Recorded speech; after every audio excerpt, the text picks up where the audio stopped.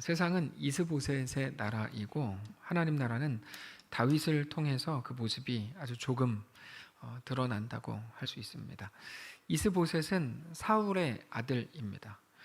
사울과 그의 모든 다른 아들들이 모두 전쟁에 나가서 싸울 때 이스보셋 혼자 전쟁에 나가지 않았습니다. 무언가 전쟁에 나갈 수 없는 그런 신체적인 결함이 있었기 때문에 전쟁에 나아가지 못했던 것으로 추정하는데, 그 결과 전쟁에서 모두가 다 죽을 때 이스보셋만큼은 죽지 않고 살아남을 수 있었습니다. 그래서 그렇게 왕이 됩니다.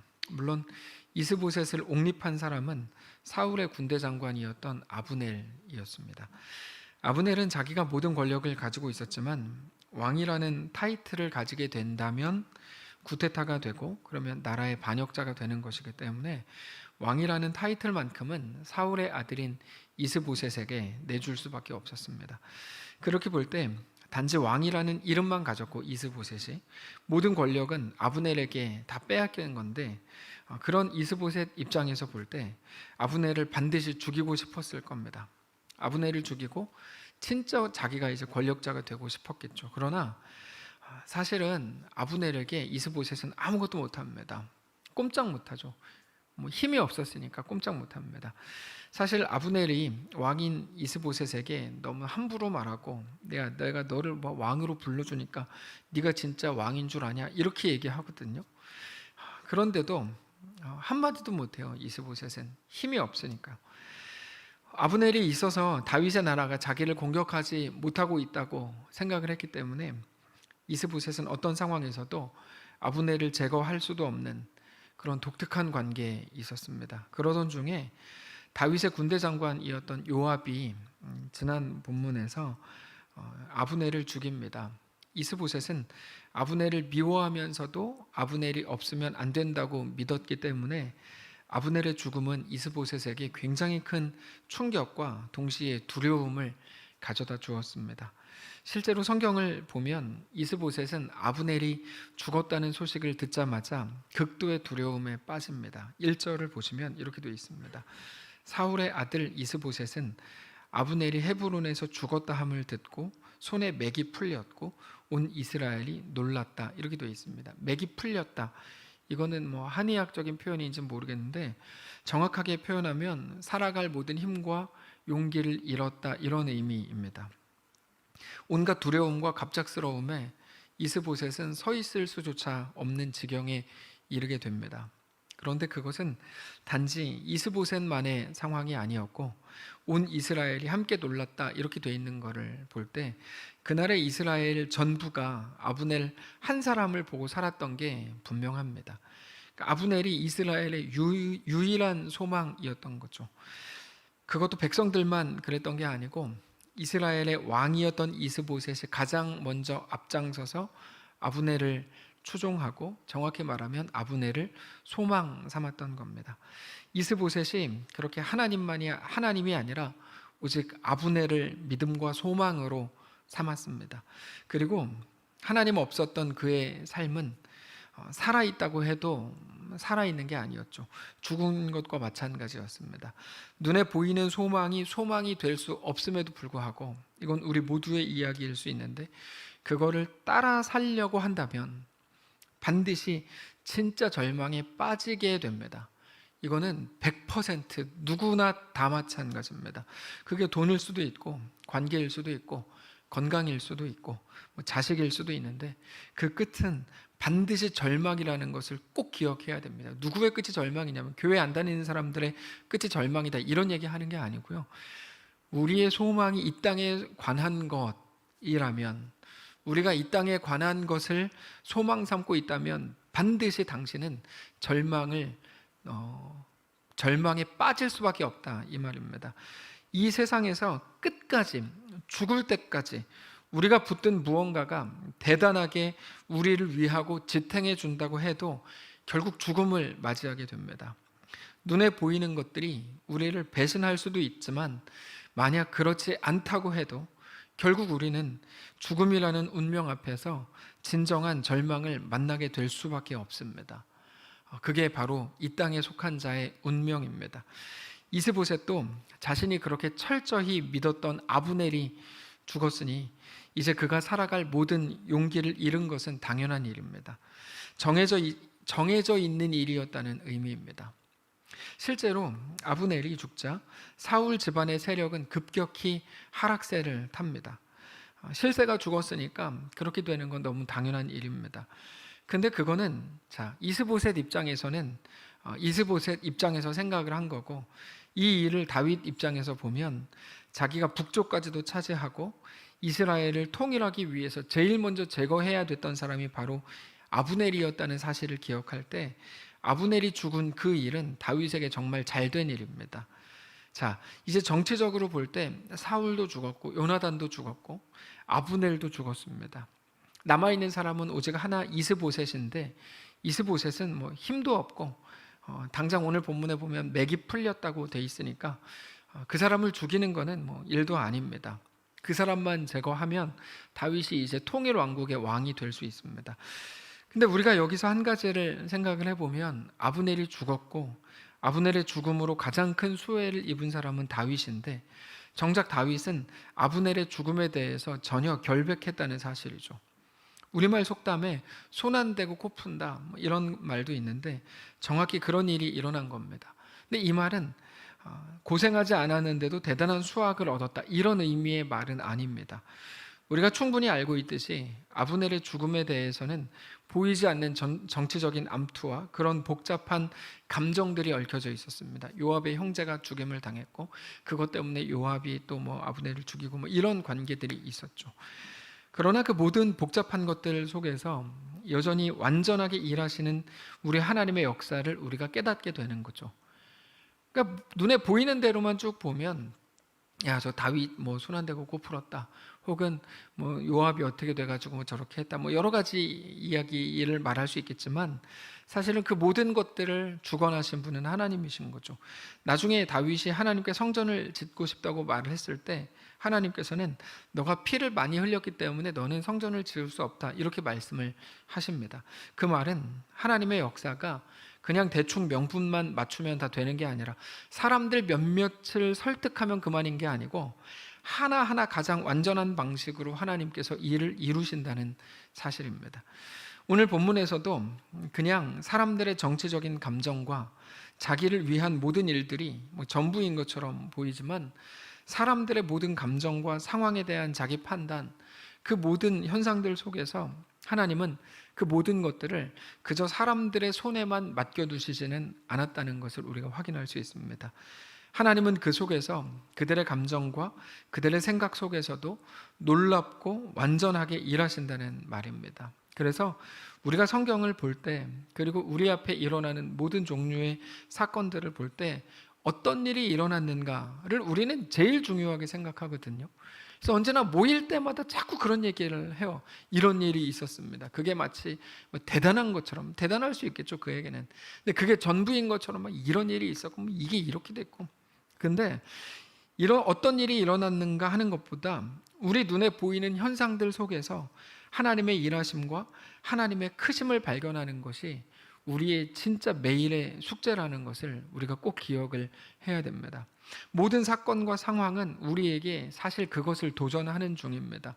하나님의 일하심을 보라는 거죠. 하나님의 일하심을 볼 수 있겠냐는 거예요. 보이지 않을 수 있습니다. 그러면 안 보인다고 해도 하나님의 일하심을 믿고 인정할 수는 있거든요. 하나님의 일하심을 믿음으로 우리의 상황 속으로 들어가라, 이거를 도전하는 거죠. 오늘 본문의 내용을 한번 보시면 이스보셋에게는 군 지휘관 2명이 있었다고 소개합니다. 하나는 바하나고 또 하나는 레갑이라는 사람입니다. 그들은 모두가 베냐민 족속 부에롯의 사람 림몬의 아들들입니다. 이스보셋의 군대 지휘관이었지만 왕인 이스보셋이 아니라 자기들의 안위가 더 중요했던 사람들이었던 게 분명합니다. 그래서 이스보셋을 찾아가서 그를 죽입니다. 그것도 잔인하고 매우 치사한 방식으로 죽입니다. 그들이 이스보셋의 집에 갔을 때 이스보셋은 낮잠을 자고 있었습니다.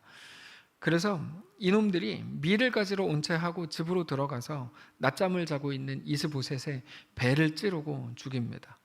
어쩌면 이스보셋은 자기가 누구에게 죽었는지도 인지하지 못하게 그냥 자고 있다가 이렇게 찔러 죽임을 당했을 겁니다. 5절을 보시면 부에로 사람 림몬의 아들 레갑과 바하나가 길을 떠나 볕이 쬐을 때쯤에 이스보셋의 집에 이르니 마침 그가 침상에서 낮잠을 자는지라. 레갑과 그의 형제 바하나가 밀을 가지러 온 채 하고 집 가운데로 들어가서 그의 배를 찌르고 도망했다. 그렇게 죽인 후에 목을 베어 머리를 가지고 밤새도록 달려서 다윗에게 갑니다. 7절을 보시면 그들이 집에 들어가니 이스보셋이 침실에서 침상 위에 누워 있는지라 그를 쳐 죽이고 목을 베어 그의 머리를 가지고 밤새도록 아라바로 갔다. 여기 6절과 7절이 두 개 분리된 사건처럼 보이는데 그렇지 않고요. 성경을 기록한 그 유대적 화법 중에 강조하는 것은 연달아서 두 번을 표현하는 방식이 있거든요. 그래서 한 가지 사건을 이렇게 표현하는 유대식 표현법입니다. 아무튼 그렇게 그들이 이스보셋을 죽이고 그의 머리를 들고 다윗에게 갑니다. 이제 다윗이 왕이 되기에 방해가 되는 건 딱 하나 남은 이스보셋을 죽이고 그 머리를 들고 갔으니 모든 방해물이 다 사라진 거죠. 다윗 입장에서. 근데 잘 보시면 다윗이 왕이 되는 일을 누가 돕습니까? 다윗의 대적들이 돕고 있는 거죠. 그들은 다윗이 아닌 이스보셋을 섬기는 이스보셋의 군대 장관들이었습니다. 얼마 전까지만 해도 다윗과 대적해서 다투던 사람들입니다. 그들에게는 그러나 자기 나라나 자기 왕의 안위보다 자기 자신의 안정이 더 중요했습니다. 그것을 위해서는 자기의 왕까지도 그냥 죽이는 거죠. 그게 세상이다, 이렇게 오늘 본문이 보여주는 겁니다. 자, 처음 말씀을 시작할 때 오늘 본문에는 세상 나라와 하나님 나라가 나온다고 말씀을 드렸는데요, 세상 나라가 바로 여기 나옵니다. 마치 아무렇지도 않은 듯이 성경이 이 모든 사건들을 기록하는 것처럼 보이지만 성경은 그저 있는 그대로 그게 세상이다, 이렇게 우리에게 고발하고 있는 중이죠. 그게 세상이다. 우리는 여기에서 하나님 나라를 봐야 됩니다. 그게 아까 말씀드렸던 우리에게 대한 성경의 도전이죠. 모든 사건들 속에서 하나님 나라를 보는 건데요, 세상과는 다른 하나님 나라. 세상과는 다른 정도가 아니라 오히려 반대입니다. 자, 하나님 나라를 우리가 어떻게 접근하는지 잘 들어보세요. 세상이 오로지 자기들의 안정과 자기들의 편안함을 위해서 자기들이 그동안 섬겨오던 모든 것들까지도 한 번에 뒤집고 자기의 왕까지도 죽일 수 있는 존재라는 게 오늘 본문에서 밝혀졌다면, 그게 세상이라면 하나님은 정반대입니다. 우리가 아는 하나님은 어떻습니까? 오히려 우리를 살리고 우리를 구하고, 세상이 자기의 안위와 자기의 유익을 위해서 막 모든 것까지 다 뒤집는다면 하나님은 반대라고요. 하나님 나라는 반대라고요. 우리를 살리고 구하고 우리를 그렇게 얻으시기 위해서 하나님은 우리를 위해서 그의 아들 독생자 예수님을 내어주신 분이죠. 그게 하나님 나라입니다. 그게 우리에게 대한 하나님의 놀라운 사랑입니다. 세상은 상상할 수도 없는 그 내어줌이 하나님의 은혜의 현장인 겁니다. 우리가 오늘 보려고 하는 건 바로 이 부분입니다. 세상 나라는 빼앗음이라면, 자기를 위해 빼앗음이라면 하나님 나라는 반대다, 내어줌이다, 이거죠. 우리는 우리가 얻은 구원에 대해서 정확하게 알아야 됩니다. 우리의 구원은 우리의 실력의 결과로 마땅하게 우리에게 주어진 게 아닙니다. 우리가 얻어낸 게 아닙니다.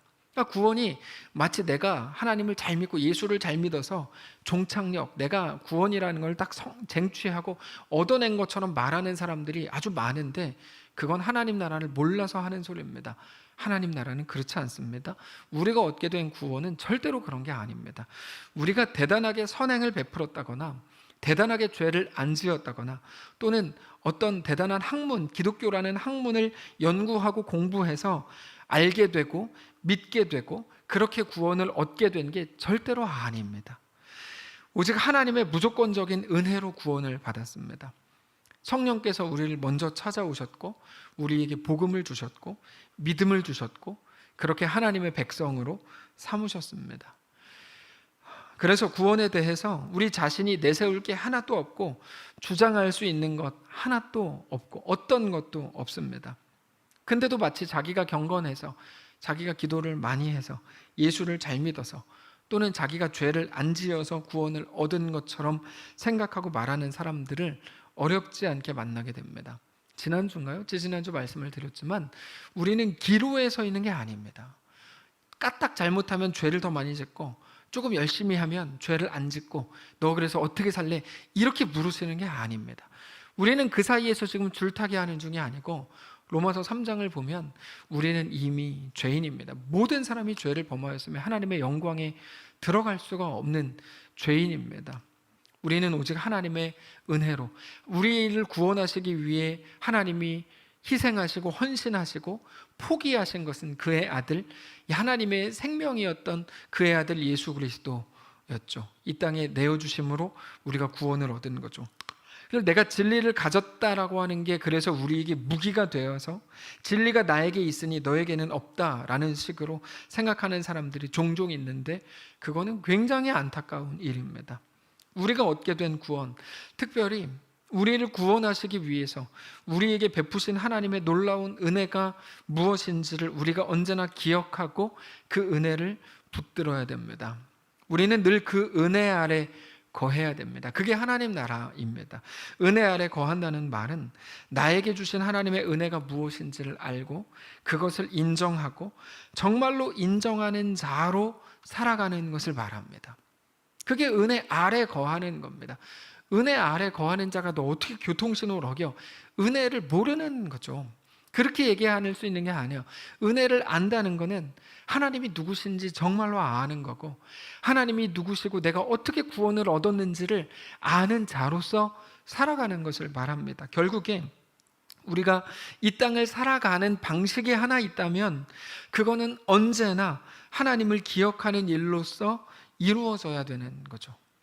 그거를 오늘 본문의 다윗에게서 우리는 확인하게 됩니다. 자, 그들이 자기들의 왕인 이스보셋을 목베어 죽인 후에 그 머리를 들고 밤새도록 달려서 다윗에게로 갑니다. 8절입니다. 헤브론에 이르러 다윗 왕에게 이스보셋의 머리를 들이며 아뢰되 왕의 생명을 해하려 하던 원수 사울의 아들 이스보셋의 머리가 여기 있나이다. 여호와께서 오늘 우리 주 되신 왕의 원수를 사울과 그의 자손에게 갚으셨나이다. 이렇게 얘기했습니다. 그들은 자기들이 다윗에게 이스보셋의 머리를 갖다 바치면 다윗이 막 좋아라 하면서 자기들에게 한 자리라도 줄 거라고 생각했던 게 분명합니다. 그래서 이미 다 판세가 기울어졌으니까 이참에 우리가 더 적극적으로 다윗을 돕자. 그래서 이스보셋을 죽여서 간 거겠죠. 그러나 그것은 다윗에 대해서 너무 몰랐기 때문에 그렇게 한 겁니다. 다윗은 어떻죠? 그들을 우리로 치면 기독교인이라고 하면서 그들은 하나님에 대해 전혀 몰랐고 동시에 하나님의 사람 다윗에 대해서도 전혀 몰랐던 게 분명합니다. 그러니까 그렇게 이스보셋의 머리를 들고 다윗에게 가면 다윗이 자기들에게 잘 대해주고 자기들에게 한 자리라도 줄 거라고 생각했던 거예요. 다윗에 대해서 하나님에 대해서 너무 모르니까 그렇게 했던 거거든요. 사실 다윗은 예전에 이런 비슷한 일을 한번 겪었죠. 사울의 죽음을 겪었잖아요. 예전에도 아말렉 청년인가요? 자기가 사울을 죽였다 그러면서 찾아왔을 때 다윗이 뭐라 그럽니까? 너가 어떻게 하나님의 기름 부으심을 받은 왕을 죽일 수 있냐 그러면서 오히려 그놈을 죽여라 이렇게 됐습니다. 그들이 그 사건을 알고 기억만 했다고 해도 오늘 본문처럼 행하지는 못했을 겁니다. 근데 그들은 몰랐죠. 여러분 이게 너무 중요한데요. 우리가 기독교인으로 살고 성도로 산다고 할 때 무엇이 제일 중요할까요? 그들은 아무것도 모르는 자들처럼 행했는데요. 우리에게 제일 중요한 건 아는 자로 행하는 거예요. 아는 게 제일 중요합니다. 하나님을 아는 거. 여러분 너무 많은 기독교인들이 하나님을 모릅니다. 교회의 법을 알고요. 정의를 알고 뭐가 옳은지 자기는 안다고 얘기하지만 하나님을 몰라요. 교회 안에서도 많은 분들과 대화하다 보면 하나님을 저렇게 모를 수 있을까? 이렇게 생각이 될 때가 정말 너무 많아요. 제가 요즘에 보는 드라마가 빈센조라는 드라마인데 그 예전에 한참 막 보지 말라 그랬는데 제가 오해했더군요. 재밌는 드라마입니다. 근데 아무튼 그걸 보는데 거기 이런 대사가 나왔어요. 레미제라블이라는 책인가에 나오는 대사인가? 라고 하는데 하여튼 제가 그냥 들은 건데 정의는 완전히 무결하게 깨끗할 때만 옳음이다 라는 대사라고 하더군요. 저는 그 얘기를 듣고 야 진짜 멋있다 이렇게 생각했어요. 정의가 진짜 정의가 되려면, 정의는 오름이잖아요. 완전 무결한 깨끗한 오름일 때만 그게 살아있는 정의다 이런 말이죠. 그러니까 정의는 없다 이런 말과 마찬가지인 거죠. 우리가 기독교인으로서 이렇게 해야 된다 저렇게 해야 된다 막 많이 이야기합니다. 근데 정작 하나님이 누구신지 모르는 채로 그렇게 얘기할 때가 너무 많은 거죠. 그들과 오늘 본문에 나오는 그 두 명의 군 지휘관과 그의 반대편에 있는 다윗의 가장 큰 차이가 뭐냐면, 그들은 대단한 것들, 대단한 명분을 가지고 다윗에게 나갔지만 하나님에 대해 정작 몰랐다는 거고, 다윗은 하나님이 누구신지 알았다는 거예요. 그게 가장 큰 차이입니다. 세상 나라와 하나님 나라의 가장 큰 차이가 바로 거기 있습니다. 그들은 아무것도 모르는 자들이 되어서 다윗에게 자기들이 직접 죽인 이스보셋의 머리를 갖다 주죠. 우리가 여러분 하나님을 알아야 됩니다. 하나님이 누구신지, 하나님이 어떤 마음을 가지셨는지를 알아야 됩니다.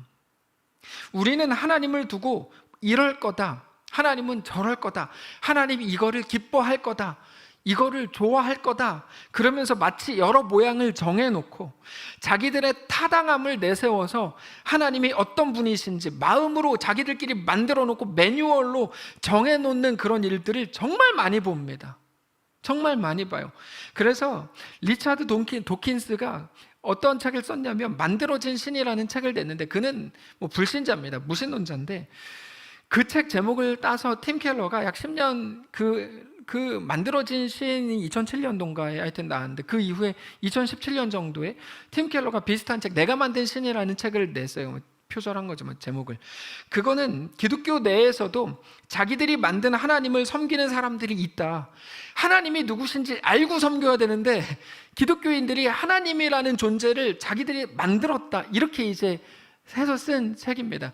출애굽기를 보면 모세가 시내산에 올라가서 안 내려오니까 사람들이 잠자고 있는 아론을 흔들어 깨우죠. 그리고는 야, 모세가 안 온다, 그러니까 네가 여호와를 만들어라. 그래가지고 금 모으기 운동을 해가지고 금송아지를 만들거든요. 금송아지를. 그렇게 해서 자기가 만든 신을 눈에 보이는 형상으로 만들어서 그들이 섬기죠. 그거 하고 있는 거예요. 지금 많은 기독교인들이 하나님이 누구신지 정작 모르는데 이러면 하나님이 기뻐할 거야, 이렇게 생각하는 몇 가지 매뉴얼을 만들었어요. 그래서 그대로 하나님이랍시고 섬기고 있다고요. 이게 얼마나 답답한 노릇입니까? 여러분, 우리가 하나님을 전혀 여전히 모르기 때문에 어떻게 하죠? 지금 이 시대 기독교가 성공주의에 빠진 기독교인들의 주장이 진짜인 줄로 알고 있죠. 또는 율법주의에 빠진 기독교인들의 주장이 전부인 줄 알아서 그렇게 왜곡된 하나님을 믿고 있다면 그건 잘못하는 겁니다. 오늘 본문에 나오는 두 군 지휘관과 다를 게 없다는 거예요. 이스보셋을 죽인 사람들은 우리가 이스보셋에게 가니까 어떻게 마침 자고 있었다, 우리에게 이스보셋을 죽이도록 놔두신 하나님의 은혜가 아니겠는가, 이렇게 생각했겠죠. 하나님에 대해서 너무 모르니까요. 하나님이 누구신지, 어떻게 행하시는지, 무엇을 요구하시는지를 전혀 모르니까 모든 상황을 아전인수격으로 해석하고 자기들의 이익만을 위해서 그렇게 행하는 거죠. 오늘 본문에서 다윗은 어떻게 합니까? 그들을 칭찬하기는커녕 오히려 그들의 죗값을 물어서 그들을 죽이죠. 그리고 그게 하나님의 마음, 하나님의 행하심이었음을 우리에게 보여주고 있는 겁니다. 9절부터 보세요. 다윗이 부에로 사람 림몬의 아들 레갑과 그의 형제 바하나에게 대답하여 그들에게 이르니 내 생명을 여러 환난 가운데서 건지신 여호와께서 살아계심을 두고 맹세하노니 니네가 나를 지키는 자가 아니다, 이 말이죠. 하나님이 나를 지키시는 분. 야, 니네가 하나님을 얼마나 모르기에 겨우 그런 거 가지고 나한테 와서 그렇게 딜하려고 하는지 모르겠지만, 야, 하나님이 나를 건지신 자다. 10절 전에 사람이 내게 알리기를 보라 사울이 죽었다 하며 그가 좋은 소식을 전하는 줄로 생각하였어도 내가 그를 잡아 시글락에서 죽여서 그것을 그 소식을 전한 갑품으로 삼았거든. 하물며 악인이 의인을 그의 침상 위에서 죽인 것이겠느냐? 그런즉 내가 악인의 피 흘린 죄를 너희에게 갚아서 너희를 이 땅에서 없이 하지 아니하겠느냐 하고 청년들에게 명령하며 곧 그들을 죽이고 수족을 베어 헤브론 못가에 매달고 이스보셋의 머리를 가져다가 헤브론에서 아브넬의 무덤에 매장하였다. 특별히 여기 11절에 나오는 이 표현을 한번 보십시오. 하물며 악인이 의인을 그의 집 침상 위에서 죽인 것이겠느냐? 자, 그들에게 다윗이 뭐라고 말하고 있는 겁니까? 너희는 악인이다, 이스보셋은 의인이다. 근데 악인인 너희가 의인인 이스보셋을 아무런 저항도 할 수 없는 침상 위에서 죽였다. 나는 그거에 대해서 절대로 참을 수 없다. 이렇게 말하는 겁니다. 우리는 하나님이 누구신지 정확히 알아야 됩니다. 그래야만 하나님의 백성, 하나님의 성도로 이 땅을 살아갈 수 있습니다. 하나님이 누구신지 아는 것을 성경은 두 글자로 우리에게 지혜라고 표현합니다. 지혜. 요즘 우리가 아침 경건회를 통해서 야고보서를 묵상하고 있는데 야고보서를 보면 지혜가 무엇인지에 대해서 지혜는 너 하나 잘 먹고 인정받고 칭찬받고 유명해지고 기껏 니네 가정이나 안정되게 살게 하는 게 지혜가 아니다. 이렇게 말합니다. 제 성경에만 써 있는 건데 하여튼 그렇게 말합니다. 그럼 지혜는 뭐냐? 지혜는 하늘로부터의 지혜, 하나님이 주시는 참 지혜는 반드시 하나님의 마음을 품게 돼 있다는 거죠. 그게 지혜라는 거예요. 그러니까 세상이 말하는 지혜랑 완전히 다른 거죠. 세상은 고생 안 하게 하는 잔머리를 지혜라고 말하거든요. 근데 성경은 그 지혜라고 말하지 않아요. 지혜는 하나님의 마음을 아는 거라고 말해요. 그래서 어떻게 됩니까? 다른 사람을 살리고 일으키고 다른 사람을 위하는 것으로 가는 것만이 지혜다라고 얘기합니다. 그게 야고보서가 말하는 지혜예요.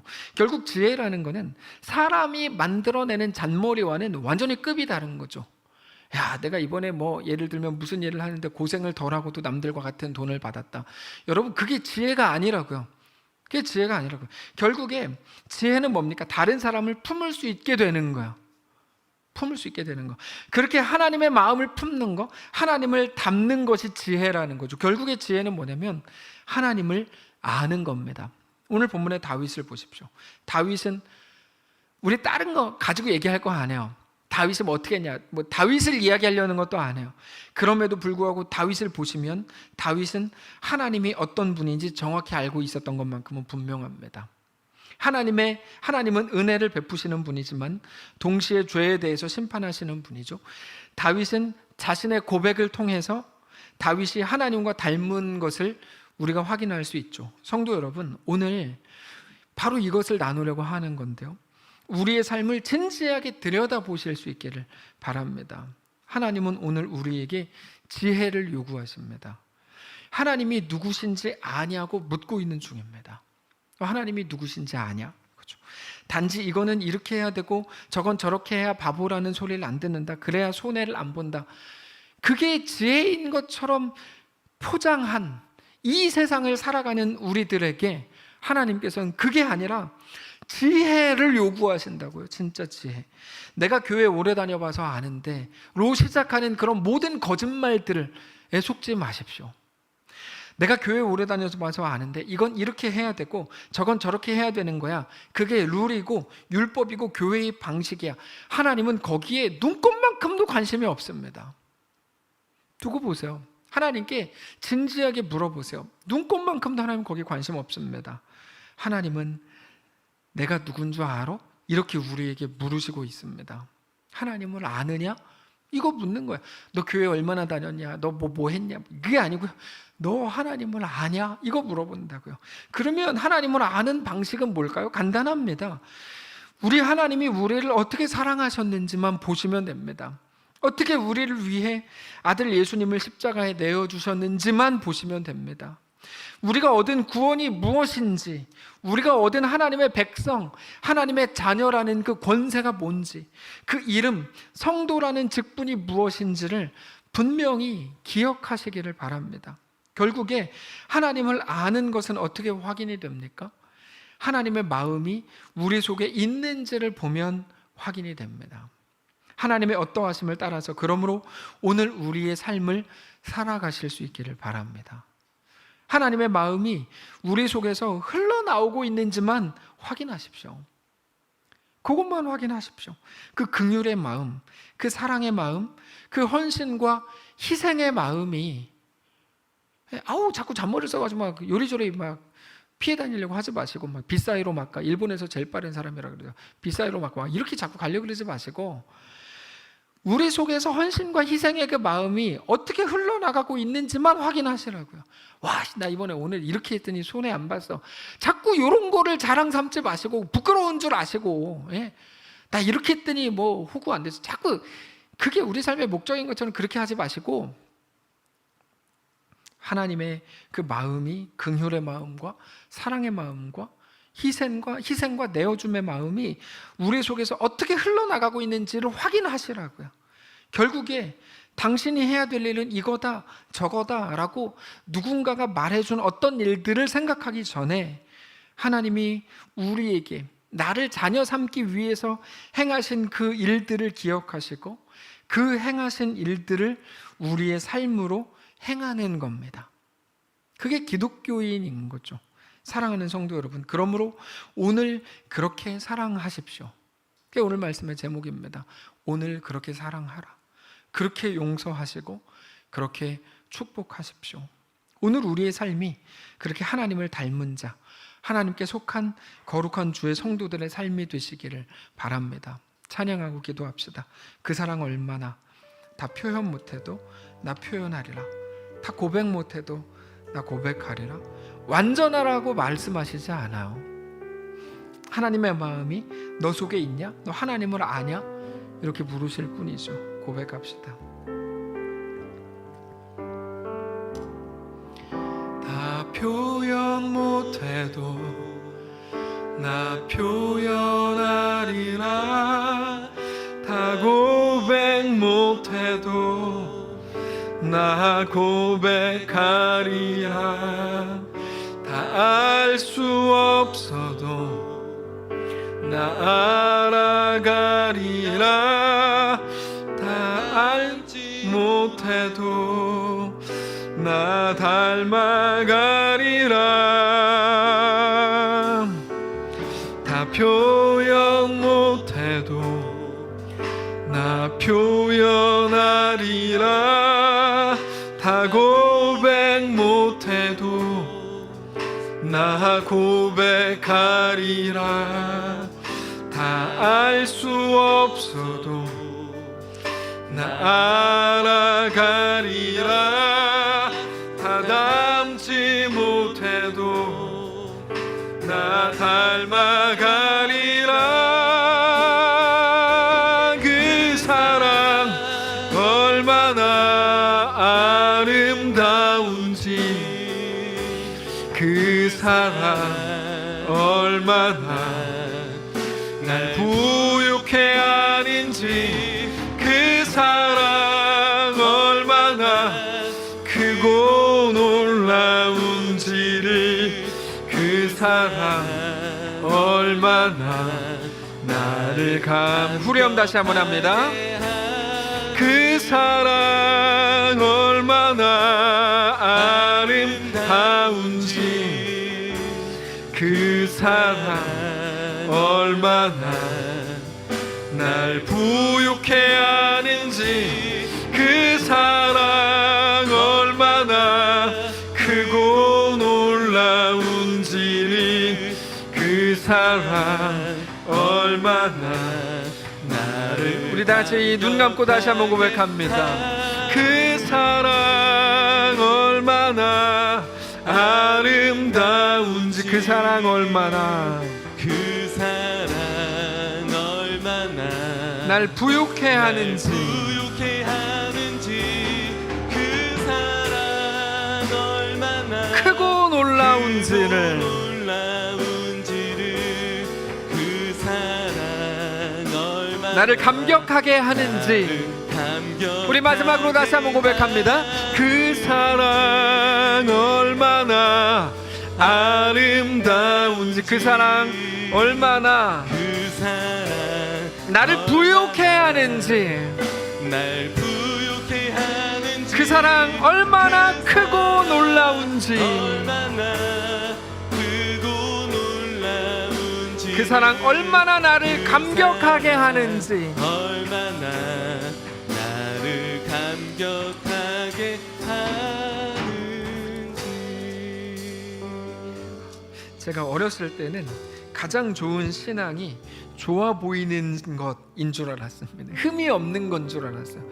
정말로 그렇게 생각했습니다. 더 좋아 보여야 되고, 착해 보여야 되고, 더 완벽해 보여야 되고, 인정받아야 되고, 그렇게 빛과 막 소금의 역할을 막 감당하는 것처럼 보이는 게 그게 중요한 건 줄 알았는데요.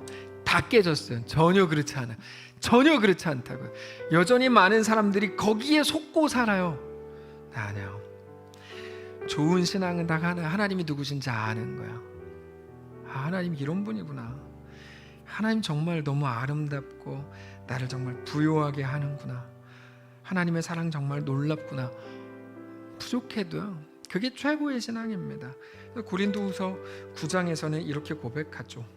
무명한 자 같으나 유명한 자요, 죽은 자 같으나 보라 우리가 살아있고, 징계를 받는 자 같으나 죽임을 당하지 아니하고, 근심하는 자 같으나 항상 기뻐하고, 가난한 자 같으나 많은 사람을 부유하게 하고, 아무것도 없는 자 같으나 모든 것을 가진 자로다. 세상 사람들이 볼 땐 정말 가치 없고 멍청하고, 하여튼 뭐 아무것도 쓸데없는 사람처럼 보이는 게 성도입니다. 그러나 관계없다는 거예요. 관계없다. 하나님이 너희를 누구라고 말하시는가 가장 중요하다. 하나님은 너희를 부요한 자로 보신다. 살아있는 자로 보신다. 그러니까 그 하나님을 아느냐 이렇게 묻는 거죠. 그 하나님을 아느냐. 모르면은 막 계속 쇼하면서 살아야 되는데요. 막 이스봇의 머리도 잘라, 뭐 머리 가지고 머리 몇 킬로, 막 5킬로인가 되겠죠. 그거 막 밤새도록 가요. 막 팔 아프고 막 그러면서 가야 되는데 그게 아닌 거예요. 우리 한번 조용히 묵상하며 기도하기를 원하는데, 우리의 삶이 그렇습니다. 하나님, 우리는 그 앞에 나오는 것, 내가 없는 자 같은, 아니요, 있는 자처럼 보이고 싶어요. 우리는 정말 백화점 갈 때 막 좋은 걸 뭐 갖고 가야 돼. 뭐 예를 들면 이런 건데, 하나님은 그렇지 않다고. 하나님, 아무것도 없는 자 그렇게 보여도 상관없다. 우리의 진심을 하나님 아시니까 우리 내면을. 우리 이렇게 한번 기도합시다. 아니, 기도하고 막 주님 이거 말고 묵상을 합시다. 어떻게 묵상하시냐면, 하나님, 내가 하나님의 사람인 것에 감사하기를 원합니다. 하나님이 내 아버지이신 것에 만족하기를 원합니다. 남들을 다 어떻게 보는 거 하나도 안 중요해요. 중요하지도 않고요. 안 중요한 거 내가 깨닫기를 원합니다. 하나님이 내 아버지이신 것을 감사하며 하나님의 자녀로, 주님의 백성으로 오늘 하루 살기를 원합니다. 조용히 한번 묵상하며 기도합시다. 묵상하겠습니다. 주님,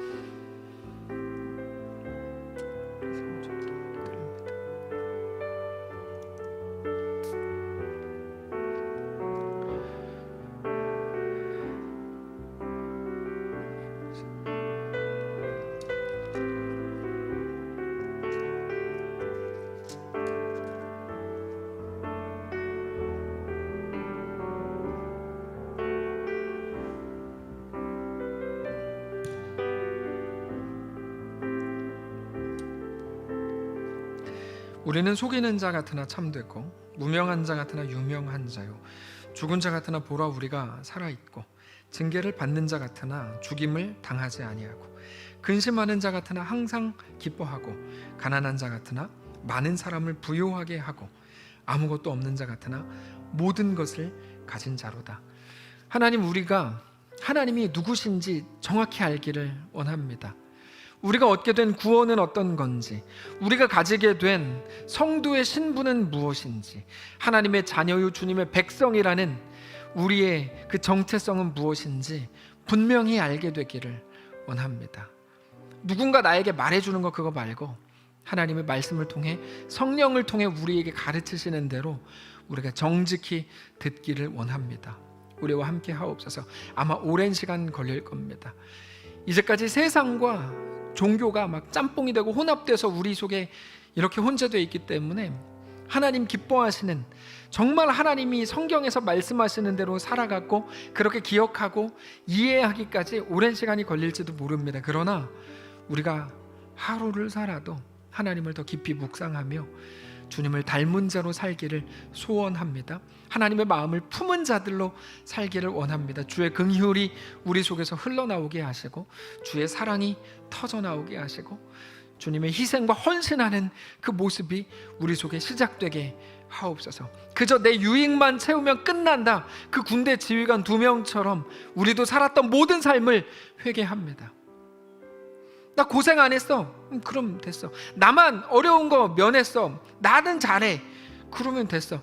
하나님, 이런 치졸했던 우리의 모습을 용서해 주시기를 원하고 이제 그리스도의 마음이 우리 속에서 강같이 흘러나와 그렇게 예수를 닮은 자들로 다 설 수 있도록 인도해 주시옵소서. 고작 율법과 고작 행위를 가지고 판단하고 정죄했던 우리를 불쌍히 여겨주시고 이제 주님의 마음을 내가 품기를 원합니다. 정직히 고백하며 우리 삶을 그렇게 내어드리는 모든 성도들 다 되게 하옵소서. 2021년이 이렇게 끝나갑니다. 이제 한 달 남짓 남은 이때 성령님 우리와 함께 하셔서 하나님의 마음을 우리에게 충만히 허락해 주시고 흡족한 주의 놀라운 은혜로 이 땅을 넉넉히 승리하며 살아가게 하옵소서. 감사드리며 우리 주 예수님의 이름으로 기도합니다. 아멘. 하늘에 계신 우리 아버지여, 이름이 거룩히 여김을 받으시오며 나라가 임하옵시며 뜻이 하늘에서 이룬 것 같이 땅에서도 이루어지이다. 오늘날 우리에게 일용할 양식을 주옵시고 우리가 우리에게 죄진 자를 사하여 준 것 같이 우리 죄를 사하여 주옵시고 우리를 시험에 들게 하지 마옵시고 다만 악에서 구하옵소서. 대개 나라와 권세와 영광이 아버지께 영원히 있사옵나이다. 아멘.